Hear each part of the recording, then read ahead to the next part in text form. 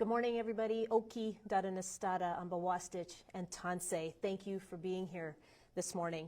I'd like to start by thanking Calgarians for stepping up and conserving water, for caring about our neighbors in Bowness and dropping off pallets of potable water, and for your patience with the city as we work through this crisis. On behalf of the City of Calgary, I also want to apologize to Calgarians. I'm sorry that information has been slow to come and that it's been confusing at times. It's been a stressful situation for everyone involved, and I have heard your concerns. Going forward, we will do a much better job of explaining what's happened, the expected timeline to get back to normal, and what we need from you in the way of water conservation. And that starts now. Beginning tomorrow, I will be providing an update to the media and all Calgarians through a live stream at 8:30 a.m. In addition, the team at the Emergency Operations Center will brief media at 2 p.m. each day on progress that is made. For today, however, that Emergency Operations Center briefing is at 4 o'clock. Now, these updates will carry on until our water situation returns to normal. Yesterday, I had the opportunity to spend the afternoon in Bowness. I talked to Molly, Logan, and other volunteers at the Bowness Community Association, and I walked along Main Street with Jackie from the Bowness Business Association. I asked them what their concerns were and what they were hearing from Bowness residents. And they told me that, like all Calgarians, they want to know what the timeline is for a fix, and that they need more communication for residents on what the boil water advisory means. They need more signage on how to find trucks in the community. They need those trucks checked on regularly, and they need them continuously to be filled. They also said that we need to communicate in plain language and in other languages for people in the community who might not be fluent in English. They also want everyone to understand that the water in the wagons is safe to drink. This is not water that you need to boil. And Jackie wanted everyone to know that Bowness businesses are relying on your support. So please visit them. Please continue shopping in Bowness. There is no flooding in Bowness. Molly asked me to remind everyone in Bowness who is able-bodied that they should strive to be a water buddy, which is a great term she came up with. She said that if you can check on your neighbors and ask them if they need water brought to them, it would go a long way to helping people who can't come down to the community association on their own. Logan also asked people to remember that if you have containers at home, bring them with you when you're filling up at the water wagons. And a very big reminder, one more time, the water in the wagons is safe for drinking. You do not have to boil it. Now, following my walkthrough, I immediately called our Chief Administrative Officer, David Duckworth, and I said it's time to step up our game. Our communications need to be clear, and they need to be plain language. We need to provide people with real examples of how to conserve water. We need graphics, and we need visuals that demonstrate what the situation actually looks like. In a nutshell, we need to do a lot better for Calgarians. So I'm going to take you through what happened. How are we in this situation now where we've warned Calgarians that we might run out of water? Let me start by explaining the difference between a water main and a feeder main. There's a lot of people who have said water mains break all the time. They get fixed really quickly. This is the difference between a water main that's the size of a pizza versus a water main that you can drive a truck through. This feeder main is so big you could drive a truck through it. So when it broke, it flooded that area of Bowness because there's pressure pushing that water through the pipe. And so it took time to remove water from the site. That was job one. So the crews were removing water, and once they were able to do that, they could get into the ground and do an inspection of the damage. So that took some time. Now that they've been able to do an inspection of the damage, they can get to the point where they have a repair plan. This repair plan is going to involve cutting out the piece that's broken. It's going to involve lifting in a replacement piece, which is made of steel. Now, to connect the new steel piece with the existing concrete pipe, there's going to have to be some work that's done. It will involve welding on the inside of the pipe as well as the outside. It will also involve an epoxy type of material that is applied as a sealant, and then that area is tented to keep the heat in to make sure the seal is tight. Following that, we're going to need to flush the pipe. We're going to need to flush it to get rid of any debris and make sure that the transport of water in that pipe is safe for folks. That's why this is all going to take at minimum 5 to 7 days.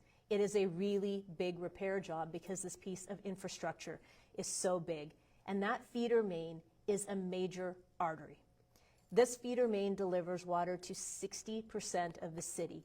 It provides water to the reservoirs that exist in 23 different locations throughout our city. So think of these reservoirs as tanks that we fill with water, and they are underground, sometimes under soccer fields.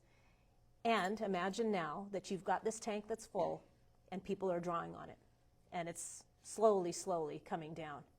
Once it's empty, it can't be refilled because the feeder main is broken. That's why we could run out of water. That's why this situation is so critical. Now, we do have a backup plan in place. We are using the South Water Treatment Facility, the Glenmore facility, and its series of pipes to push water up to those 23 reservoirs to make sure the city has the water it needs. But you got to remember, the Glenmore treatment plant is also supplying water for the other 40% of the city. And all of this is happening underground, so it doesn't feel real. It's not something that you can see. So I want you to imagine, if you will, if a portion of Deerfoot gets shut down. That would impact the entire city. You couldn't move along that major artery. This is a similar situation. This feeder main break affects the whole city and surrounding municipalities who rely on us for water, because we do not have the means to get the water that's at the Bearspaw treatment plant out into those reservoirs. That's why this situation is affecting all of us. So we asked you all to use less water, and you have been doing that so well. I can't thank Calgarians and surrounding residents enough for the measures that you have taken to reduce your water consumption. This needs to continue until further notice. So please don't stop now. Please keep at it. Let me tell you the difference that you've made. On Wednesday, the 5th of June, there was about 650 million liters of water consumed. On Thursday, that number went down to 520 million liters. By Friday, we were down to 484. And yesterday, the unverified number that I have is that we only used 440 million liters. So you can see that your efforts have paid off. And I'm going to explain to you how you've accomplished this and give you some real examples. Using the dishwasher and washing machine only when you need to and only if it's full. Turning off your humidifiers, your ice machines, and your automatic sprinkler systems. If you have sprinkler systems on a timer, please turn the timers off. Better yet, just turn off the main valve for outside watering. You can scrape your plate instead of rinsing the food off.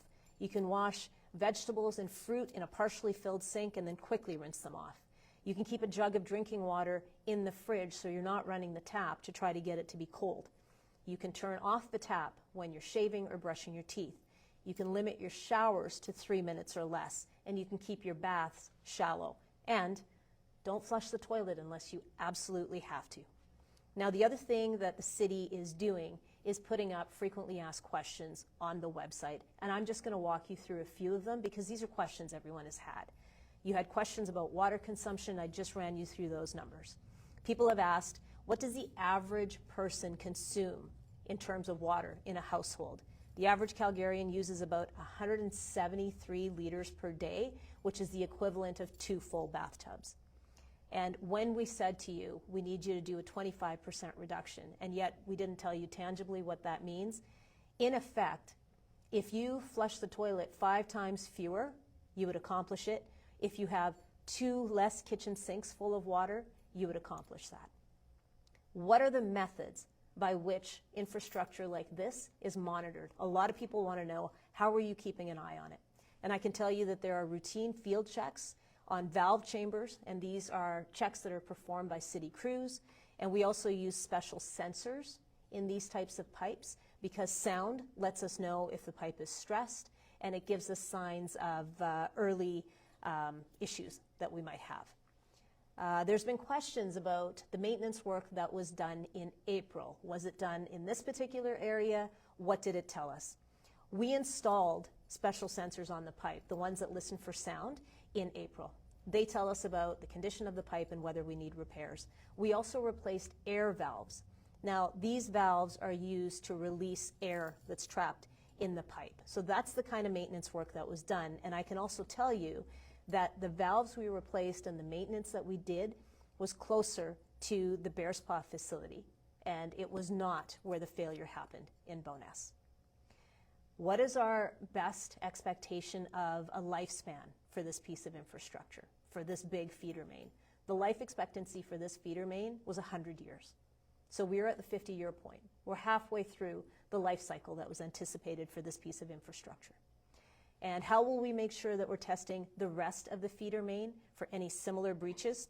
There's inspections done on exposed portion of the pipe to see if there's any other signs of stress, and we have technical tests that use sound, air, and electricity to verify the conditions.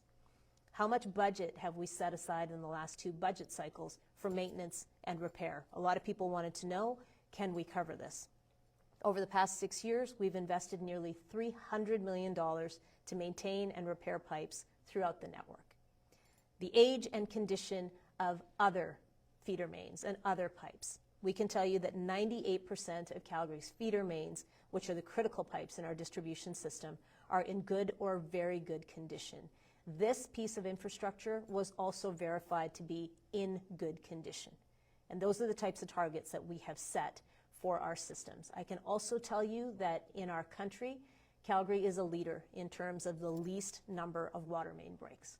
So that's some of the information that you have been asking for. Again, I apologize it didn't come to you in a timely manner. We've provided this information today. It will be on the city's website as well. And every day until we have this situation resolved, you will hear from me through a live stream at 8:30 a.m. You will also hear from the team, and I'll be there too, at Emergency Operations Center at 2 p.m. every day. And a reminder on behalf of Bowness, please make sure you are frequenting those businesses, and please make sure if you can chip in that you do. Those folks need a lot of support right now. They have been troopers through this, and we can certainly help them out by showing our support. Thank you. Mayor, we were the picture-perfect communications plan back in the 2013 flood. You would have thought we would have had a blueprint for something like this. Where has the breakdown occurred in the communication? You raise a really good point that during the flood, our communications were much stronger. And what I can tell you is that as I've been observing the information that is not getting out there and finding out things a little bit too late, I have made calls to David Duckworth and said this has to get better. So can I tell you exactly what the breakdown is? No. Can I tell you that it's getting better? Absolutely, and that started today. There have been some councillors have posted questions, or not questions, statements on social media regarding a lack of bottled water, a lack of potable water in the Bowness area. Is this a concern? Do we have enough drinking water being made available to people in Bowness? So the good folks in Bowness really need our help right now. So if you are living in a community that is not Bowness, you are not under a boil water advisory. You have water that is safe. It's treated water from our facilities. You have that available to you in your taps. Please use that water as you need to, remembering to conserve it as much as possible. The folks in Bowness do not have that luxury right now. There's a lot of people with mobility issues, and to get them drinking water, we need bottled water. And for the folks that are able-bodied, they're bringing containers and they're filling up at the water wagons. So for those of us in communities that are not under a boil water advisory, you don't need to stockpile bottled water. Do you think that as we saw day by day, the usage going down, do you think that that was because more people were getting the message more clearly over that time and starting to understand? Absolutely. I think it is, I'm grateful to all of you. I have to say that for you to cover these types of pressers is really important, because through your channels, we're able to get information out to Calgarians. Without you, we couldn't get the message out.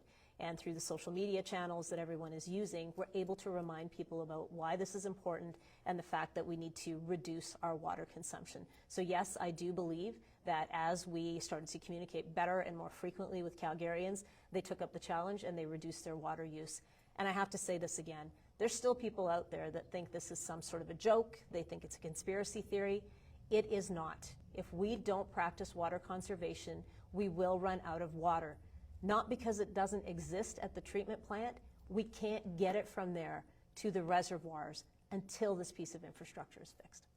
We heard from a business yesterday who said that they've seen like a 90% decrease in their customers and they're really suffering. I know you put some messages out on social media, but would the city consider, or because if it really gets bad? I think one of the things we're going to do is connect more closely with Jackie at the business improvement area. We will obviously be connecting with Councillor Sonia Sharp, who has been on the ground every day with the residents of Bowness. Councillor Terry Wong, same thing. And I think we need to figure out what it is that the community needs in terms of supporting businesses as well as the residents. So this is something that we are doing in an ongoing manner. And just to clarify too, you said 5 to 7 days today as well. We're still thinking 5 to 7 days from yesterday, so the 15th basically is the expected date for this to be fixed. That's the minimum time that we need to do this fix. And as I outlined for you, it is a big repair job. And so, you know, yesterday we said it was going to be 5 to 7 days. I would stick with that time frame. Just on that note, and you talked about wishing you'd been better with communication. Do you think you should have told Calgarians to brace for a longer period of time initially, instead of coming in yesterday with the 5 to 7 day timeline? You know, I rely on information from the experts, and I rely on the crews to be able to tell us what they can see and what they need to do. So could I have braced us for a long repair? Absolutely, I could have, and perhaps I should have. I simply didn't have the information. Until they could see the amount of damage, until they could clear away the water and get down into the ground and understand what that looked like, we couldn't give you a firm answer. And yes, I could have said, settle in for a few days. Some people have been going to the river or like the Glenmore Reservoir to grab some water for gardening, other purposes. Is this okay? Is it safe to do so? I would say that people's worry about their gardens and their plants is real. They've invested in their gardens, they've invested in doing plantings, and I can understand why they need to water them. I would say it's probably not the safest thing to be doing. So I would encourage people to just, you know, wait this out for a few days. If the repair goes the way that we really hope it does, we'll be back in action by next weekend. If it takes a little bit longer of a period of time, I'm sure it's something that we can address. Have tickets been issued, sir? So I know that there have been 311 calls coming in, and what I understand from Chief Sue Henry is that they exercise an education approach. And so they will go to the person that is deemed to be in violation, they'll talk to them. What we're seeing is that a lot of people simply didn't know. And they have said, oh my goodness, I didn't know that, I will be much better.